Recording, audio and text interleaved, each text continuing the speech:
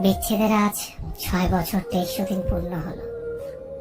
আজও তোমার প্রভাবটা থেকেই গেছে।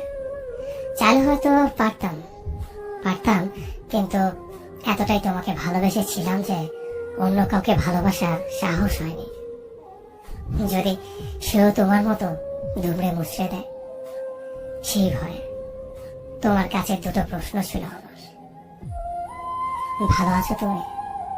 তোমার নতুন ঘরটায় কি খুব বেশি আলো? নতুন মানুষটাকে আমার চাইতে বেশি ভালো? আজ আগস্টের 2 তারিখ, মনে আছে এই দিনের কথা? এই দিনটাতে তো আমার কলিজার ছুরি চালিয়ে চলে গিয়েছিল তুমি। আজ খুব ইচ্ছে করছে তোমায় নিয়ে একটু কাব্য করি। যদি কলিজাটা ছিঁড়ে দেখাতে পারতাম কি পরিমাণ হচ্ছে রক্তক্ষরণ, বাঁচতিস কি ভালো আমায়, করতিস কি তোর বুকটায় ধারণ। এটা তোমার কাছে খোলা চিঠি আমার, অনুভবে পড়ে নিও আমার ভালো না থাকার কারণগুলো। জানি চাইলেই তুমি আজকে ফিরে আসবে না, চাইলেই আমাদের সম্পর্কটা আর আগের মতো হবে না, কিন্তু আমি তোমাকে ভালোবেসে যাব মরার আগ পর্যন্ত। ভালো তো একজনকে বাসা যায়।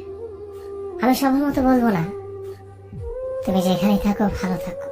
আমি শুধু বলবো যে মানুষটার সাথে আছো তাকে আমার মতো কষ্ট দিও না। আমি হয়তো সহ্য করতে পেরেছি, অন্য কেউ সহ্য করতে পারবে না।